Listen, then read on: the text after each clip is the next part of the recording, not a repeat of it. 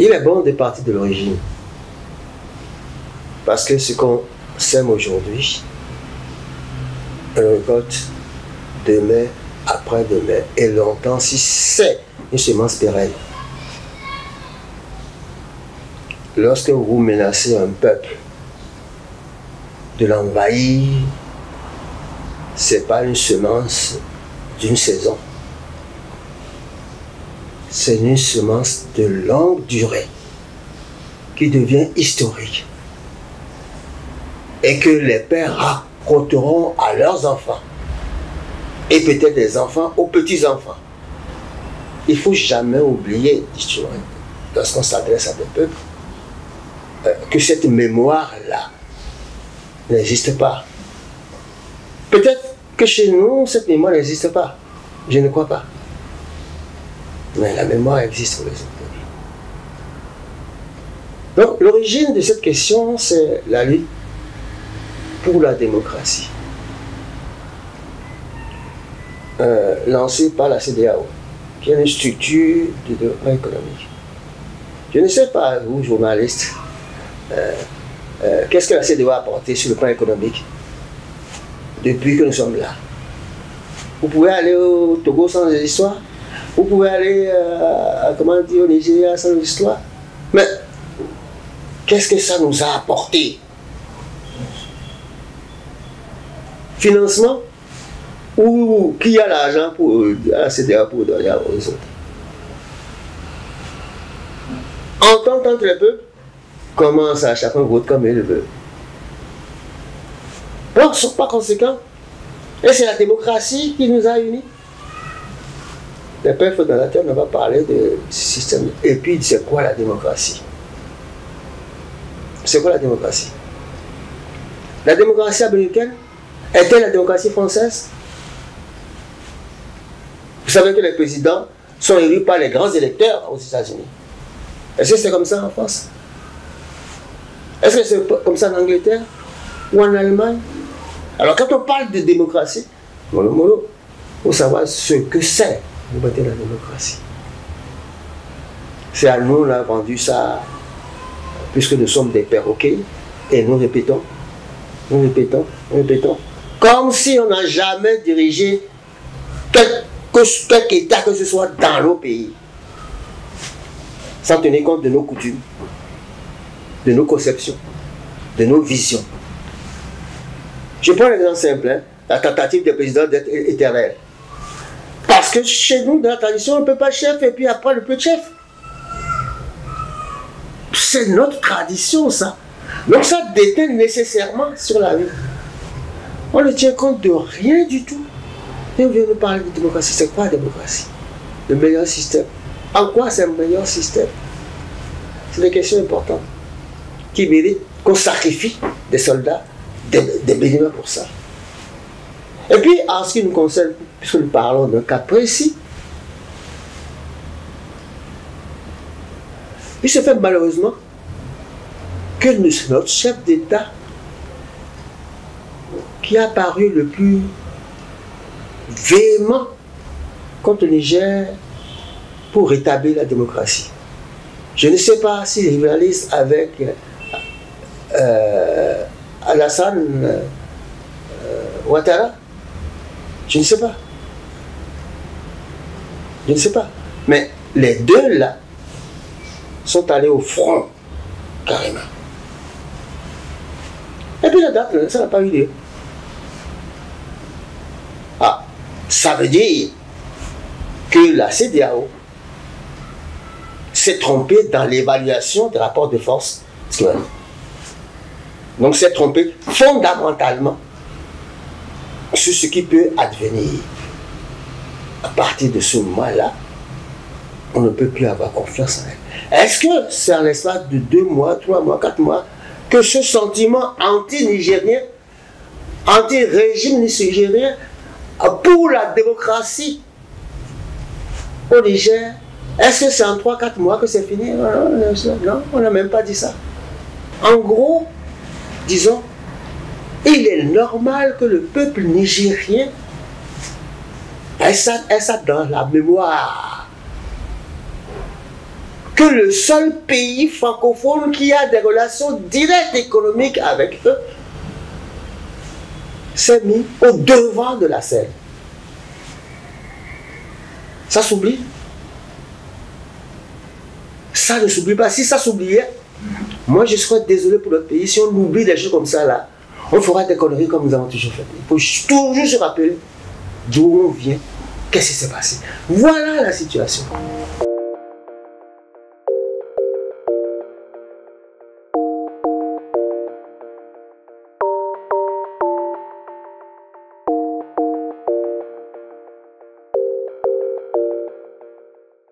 Je considère que c'est du pragmatisme qui ne convient pas à un chef d'État. Un chef d'État ne peut pas changer d'opinion en 3 mois, 4 mois, quand il voulait aller en guerre.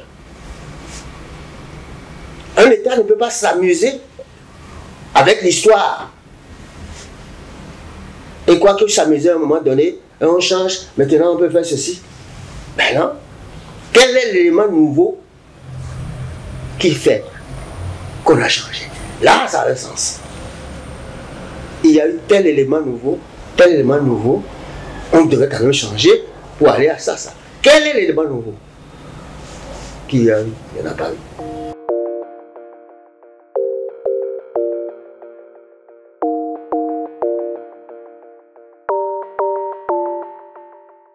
Mélangeons pas les choses. N'est-ce pas? La lettre qu'on a envoyée à Tiani, on a envoyé, c'est pas pour le pipeline, ou bien c'est pour ça? C'est pour discuter avec le Niger. Qu'est-ce que c'est? Est-ce que les deux sont liés? Est-ce qu'on a invité le Niger à la table avant de dénouer les premiers jours? Et puis moi je suis désolé, je ne suis pas un imbécile qu'on peut traîner par le nez. Quels sont les accords? On ne peut pas mettre des milliards dans un truc sans qu'il y ait des accords précis. Même quand vous louez votre maison là, il y a des spécifications claires. Et je ne crois pas les Chinois comme on les connaît comme pointilleux, qui n'est pas prévu cette question-là. Moi je n'ai pas vu les tests. Et il n'y a que les autorités nigériennes qui se sont rapportées aux tests. Aucune autorisée béninoise. Et puis ils veulent nous convaincre, nous, comme si nous sommes des va-nu-pieds. Nous ne sommes pas des va-nu-pieds. Nous sommes responsables, nous serons toujours responsables dans notre vie. Tu ne connais pas l'origine et tu veux discuter des effets. L'origine, c'est l'accord. Tu ne regardes pas l'accord et tu veux voir les effets. Et tu veux résoudre un problème. Ça n'a pas de sens. Et nous demander de faire ça, ça nous prend pour des cons. Mais moi, je refuse d'être un con.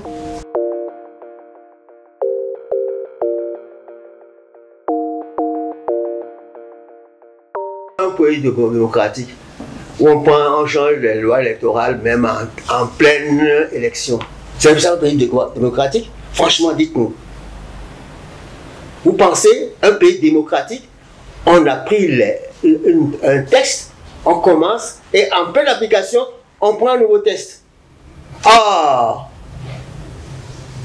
On ne peut pas changer les lois de ce qu'on a. Moins de 6 mois avant l'échéance. C'est connu par tout le monde. Est-ce qu'on a respecté ça? Et vous voulez que moi j'appelle ça démocratie? Si un autre pays s'est levé, il ne voulait pas respecter, il veut dire on va vous attaquer. Qu'est-ce que vous allez dire? Sur la base même des tests que vous-même vous avez signés.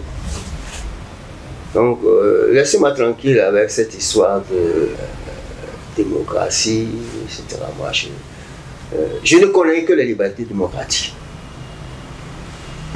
Liberté de parole, liberté d'opinion, liberté d'association, liberté de manifestation et autres.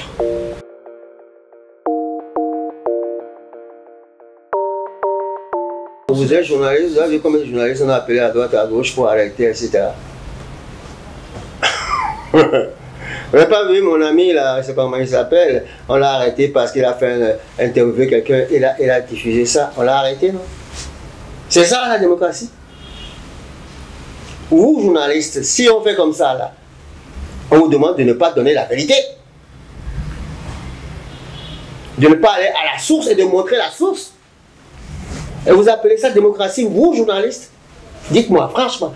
Non, non, je ne vais pas vous coller, mais ça n'a pas de sens. Ça n'a pas de sens. Je ne veux pas dire que tout est antidémocratique, ce serait bête de ma part. Mais il y a des faits poignants.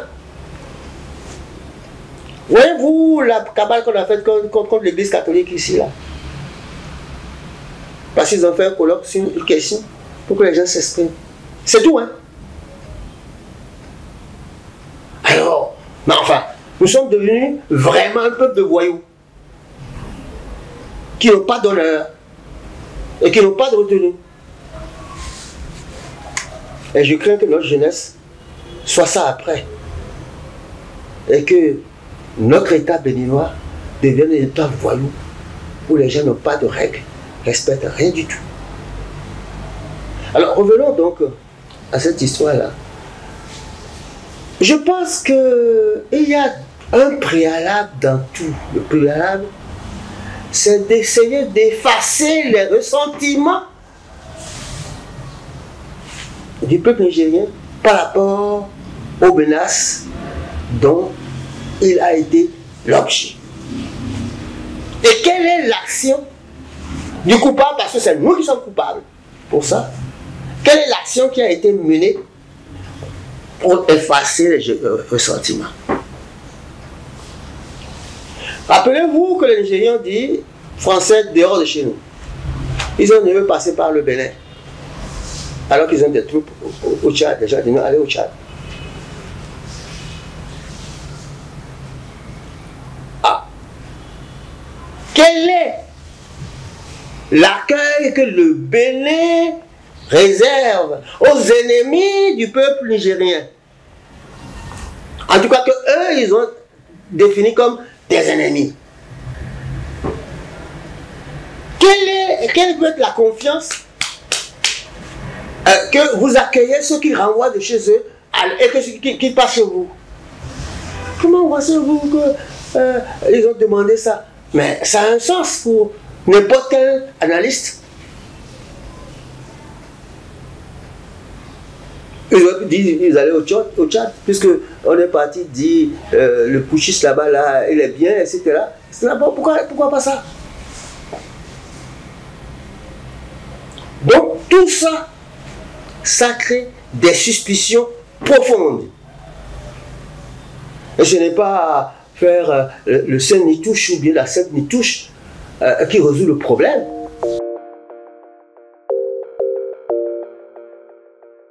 Pour moi, le premier acte que le Bénin devait faire après cette bévue-là de nos autorités, c'est d'avoir un contact direct entre nos autorités et les autorités nigériennes pour clarifier les malentendus.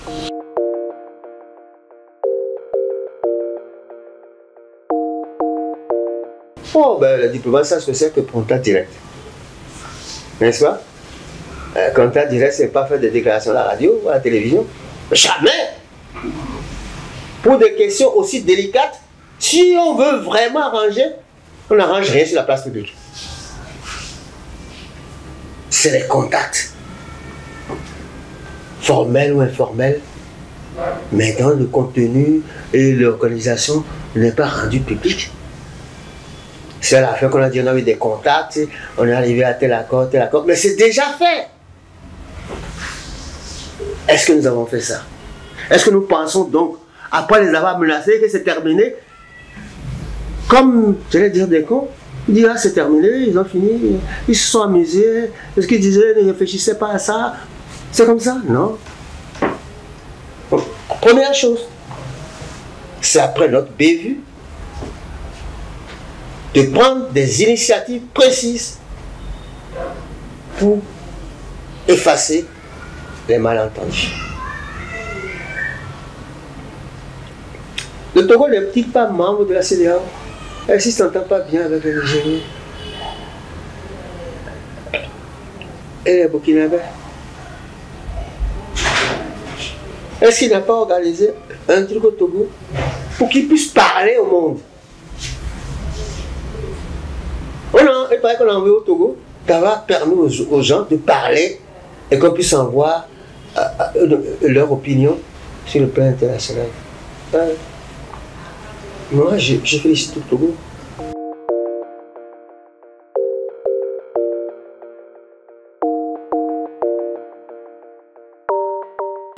Trahison de qui? Des intérêts togolais? Mais pourquoi l'État?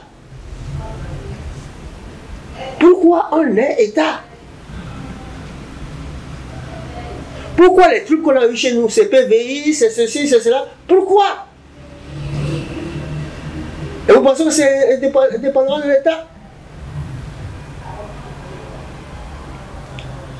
Les ports secs, c'est indépendamment de l'État. La suppression du port sec de Glodjibé, du port sec, j'ai dit, hein, c'est indépendant de l'État. Des intérêts. Non, écoutez, ne soyons pas superficiels dans l'analyse des choses. On doit aller au fond des questions. Pourquoi ceci? Pourquoi cela?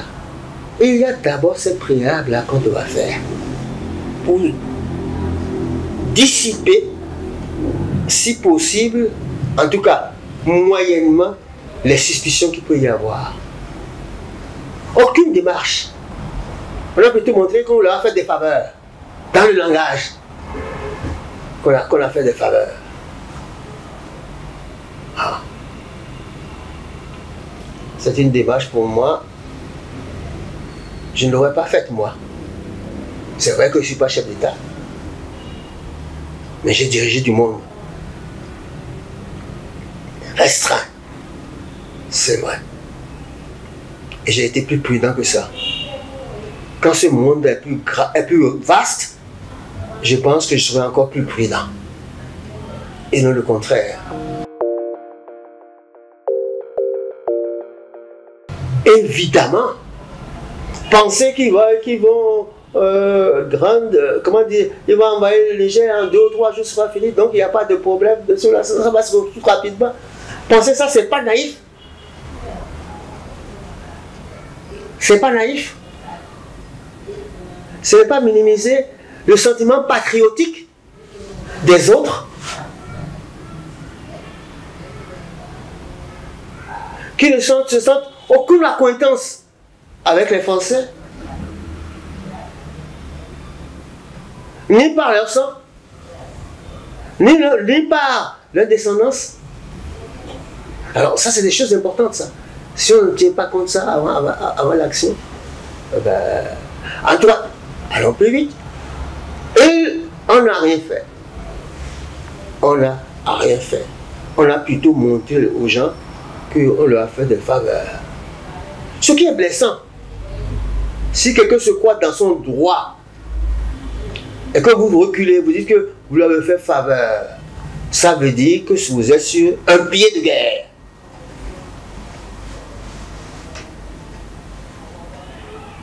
Ça veut dire que vous n'avez pas renoncé. Vous avez différé. Ça là, c'est une faveur. Ce n'est pas un changement de politique. C'est comme ça qu'on l'a présenté nous-mêmes.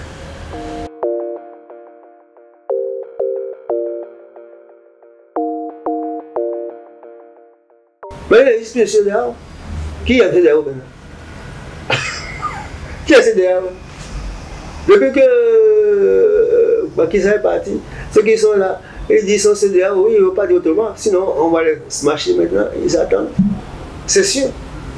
Il n'y a pas besoin de dire, ah oui, c'est parce que ceux-là qui ont été élus, ceux-là, qui vous avez encore vu parler? Qui? Mais Alassane lui-même, il s'est dédié. Ne parlons pas de Tinubu là-bas. On lui a dit, Makou, tais-toi. Nos intérêts ne sont pas là. Et c'est nous qui avons le plus d'intérêts qui sommes allés au front. Comme si nous en tirions un intérêt personnel. Mais l'intérêt personnel, c'est ça. À moins qu'il y ait des intérêts parallèles que nous ne connaissons pas. Nous ne connaissons pas, comme nous ne connaissons même pas le salaire des ministres. Alors, des gens qui ne connaissent même pas les salaires des ministres et du chef de l'État veulent connaître les questions d'espionnage, les secrets de tous les services de renseignement et de leurs actions. Et qui parlent comme si ils étaient censés savoir ça alors qu'ils ne connaissent même pas le salaire d'un ministre.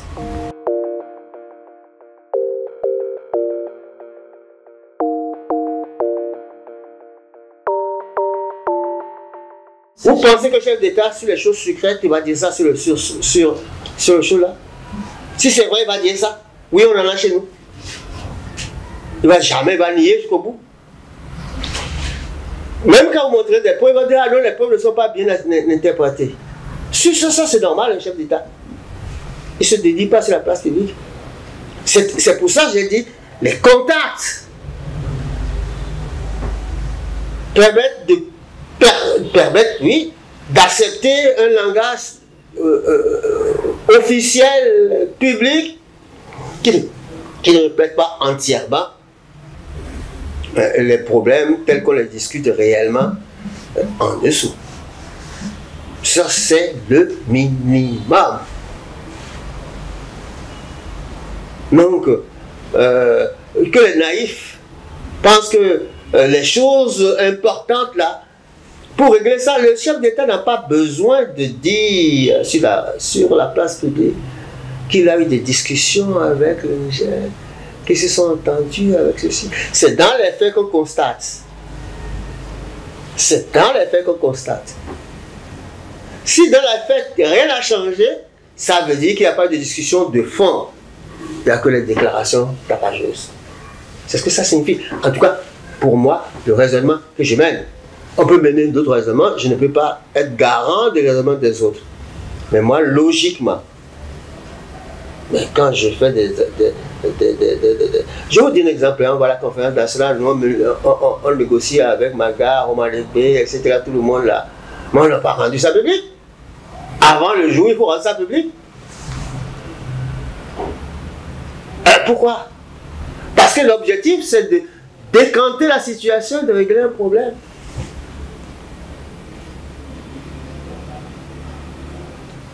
Bon, enfin, c'est un exemple que je donne pour dire, lorsqu'on a des objectifs importants à atteindre, les méthodes sont connues. Et les méthodes souterraines peuvent être plus importantes, sont toujours plus importantes que les méthodes publiques.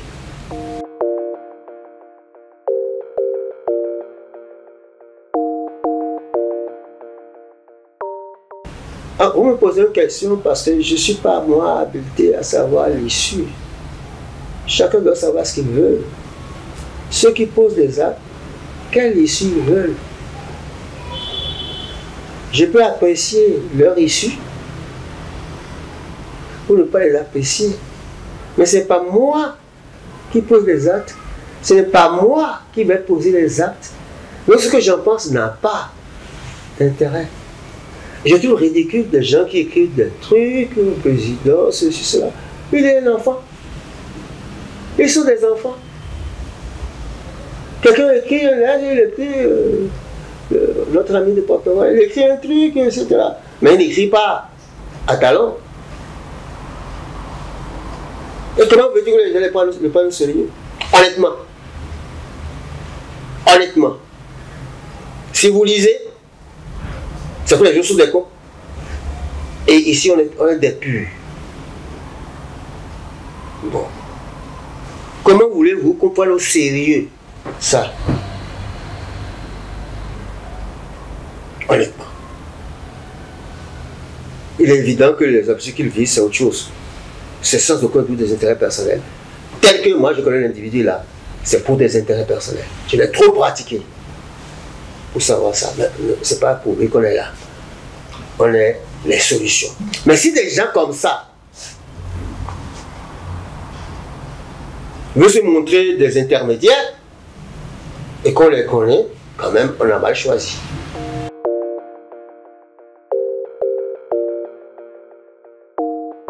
Soglo et Yahya Boni veulent intervenir. Ils n'ont pas dit ce qu'ils veulent faire. Qu'est-ce qu'ils ont dit? Ils ont fait une analyse sur qui que ce soit. Voilà, la limite, on peut dire, c'est beaucoup plus sérieux. C'est beaucoup sérieux. Mais les gens qui font ça pour avoir le droit d'empêcher qu'on installe des trucs à Porto-Novo, je sais de quoi moi je parle. D'empêcher qu'on installe Porto-Novo dans ses attributs de capitale, des gens qui empêchent ça par leurs intérêts personnels qui viennent parler aujourd'hui. Non, quand on a vécu dans ce milieu, on voit le derrière de chacun. Donc, je ne veux pas, c'est pas pour ça qu'on est là. Mais je dis, et si on veut, on peut trouver. J'ai quand même des critiques, hein. Quand j'ai vu mon président Soglo dire on va prendre les anciens présidents pour servir, j'ai l'impression qu'on veut le prendre du service. La première chose, on doit dire, Assemblée nationale, lisez les articles, lisez les contrats et dites-nous où il y a eu erreur d'application des contrats. Ou que ces contrats ne sont pas applicables, ou ne sont plus valables. Quand on aura fait ce travail-là, on peut voir une idée claire. Excusez-moi, mais les démocrates, ils n'ont pas réclamé une commission parlementaire. Mais ça veut dire quoi? Ils se prétendent opposition. Ça veut dire, j'en profite pour lancer une pierre. Ils ont les mêmes patrons, la France. Voilà. C'est pour ça, dans toutes les campagnes, ils ne parlaient que pas de parlement monocolore. C'est l'avantage de qui? De leur maître. Le maître ne veut pas concevoir qu'on puisse dire que ceux qui soutiennent ont fait un parlement monocolore. Ça ne les rehausse pas. Donc ils s'entendent pour une partie qui vient dire il faut seulement... vous avez entendu une critique sur la politique économique, financière et sociale. Nous, on était étudiants, on étudiait le budget de l'État, on faisait des observations là-dessus. Vous avez vu notre sur l'affaire ça?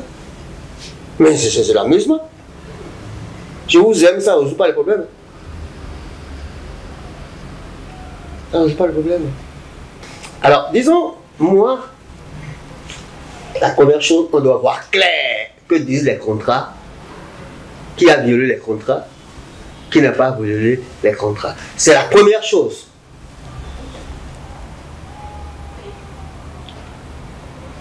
Quand on a vu qui a violé les contrats, on voit plus clair. On aurait pensé que le fait d'avoir permis à un bateau de prendre les choses, c'était l'ouverture. Mais en même temps, on ferme les trucs par le fleuve là. Ah bon, on ne l'avait pas fermé avant. Même quand il y a assez d'avant, on ne l'avait pas fermé. Et c'est maintenant qu'on ferme. C'est pas. Et vous voulez que les Nigériens considèrent que vous êtes neutre? Quand vous avez perdu, semble-t-il, avec les Chinois, vous allez porter ça ailleurs. Est-ce que c'est sérieux ça? Là aussi, vous avez beau faire ça, c'est les populations elles-mêmes qui vont trouver la manière de le faire. C'est comme ce qui s'est passé là pour les militaires. Les gens vont les taper. Dieu nous épargne des votes populaires.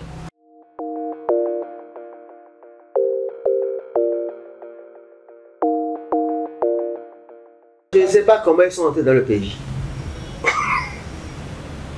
Comment sont-ils entrés dans le pays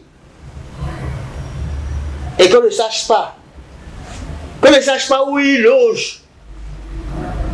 Alors là, notre service de renseignement, il est nul. Il est nul. Ils sont passés par où pour venir? Ils sont passés par le Nigeria? Ils sont passés par le fleuve? Ils sont passés par l'aéroport? Comment sont-ils arrivés ici?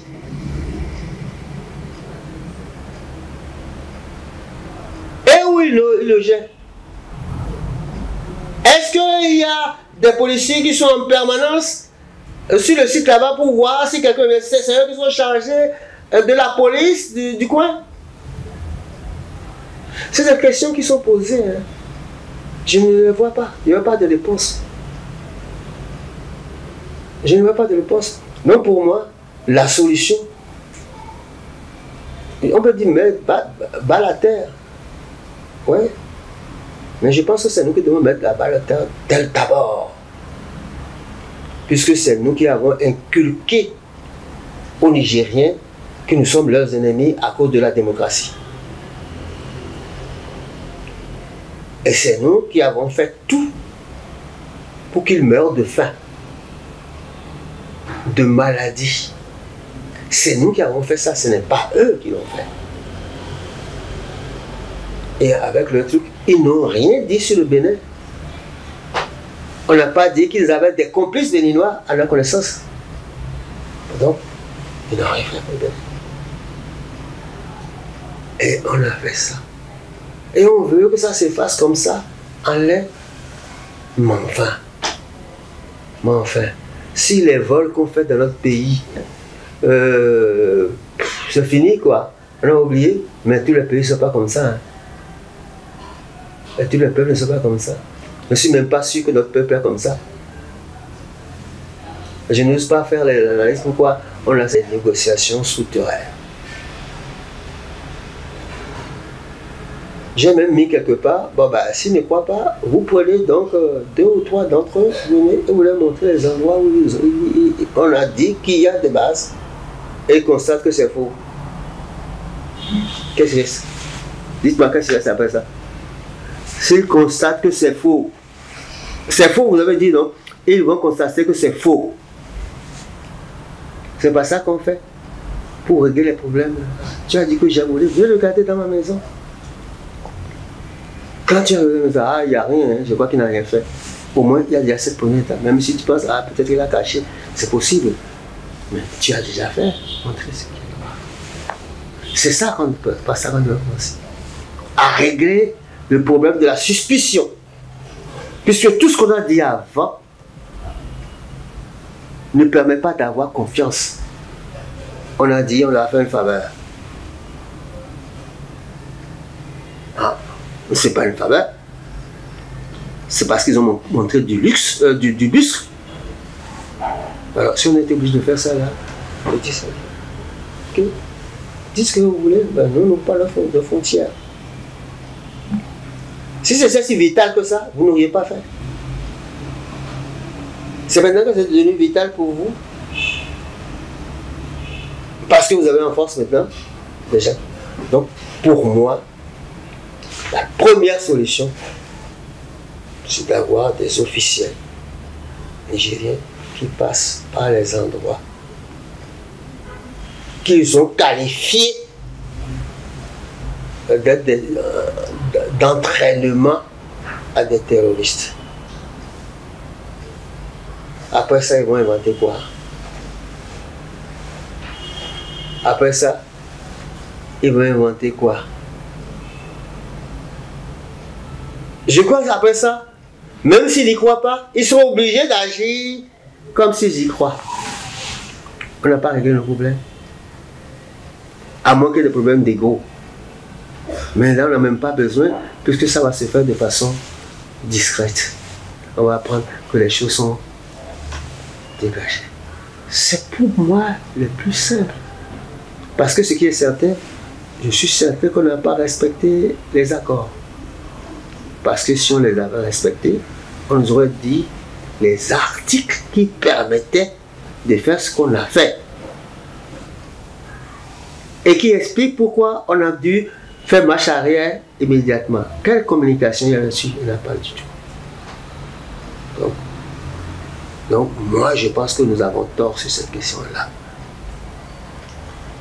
Maintenant, vous résolvez ça, vous introduisez une autre sanction. Comme si les trucs qui quittent le Bénin pour aller au Niger, ou les trucs sont des trafics de terroristes. Tout le monde sait ce qu'ils font des trafics. Tout le monde sait, vous allez à Malanville, vous saurez tout ça là. Ça n'a rien de choses. Et s'il y a des gens qui sont dessous, les filets, c'est simple ça. Pour savoir ce qui se passe. Donc c'est ça qu'il faut régler. Régler en priorité.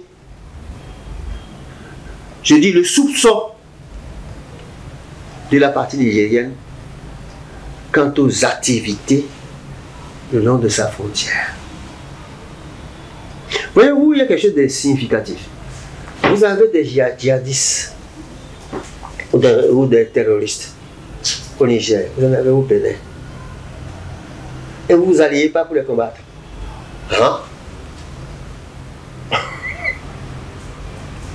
Donc les autres vont envoyer les terroristes chez vous et vous allez envoyer ça chez eux. C'est ça, ça va se passer. Si vous êtes des États, vous entendez pour les coincer? C'est pas comme ça. Ça explique pourquoi l'AES, le Togo et le Tchad se sont entendus.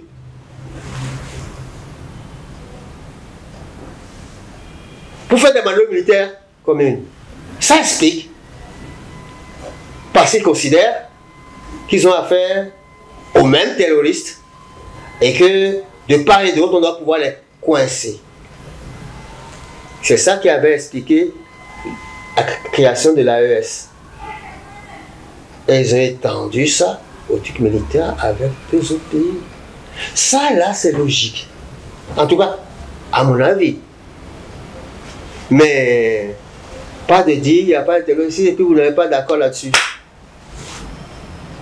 Et vous êtes incapable de les amener, constater que vraiment vous êtes sur la même longueur d'onde en ce qui concerne les frontières du Niger. Donc il y a des moyens de s'en sortir. Et si on n'en sort pas, c'est qu'on ne veut pas s'en sortir. Et c'est là que c'est dangereux. Ça veut dire le jeu qu'on joue, on ne veut pas qu'il soit clair. Et ce qui se passe, ce ne sera jamais clair au niveau des Nigériens. Ils seront prêts à aller jusqu'à la guerre.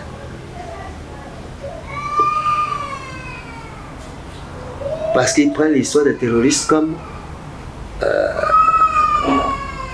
une histoire de succès ou de mort de leur pays. On va mettre des délégations qui vont visiter là les endroits que vous avez dit. Si au moins là on clarifie ça, qui est ailleurs, vous n'allez pas nous dire qu'il y en a encore ailleurs. Hein. On s'entend à ça là, on règle ce problème là. Si ailleurs on aura une manière de régler ça ensuite.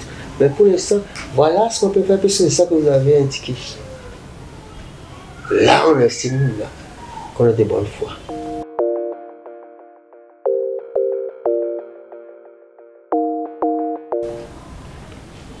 Donc c'est notre bonne foi qui est en cause. Parce que tous les actes que nous posons montrent que nous ne sommes pas de bonne foi. En tout cas, de mon point de vue.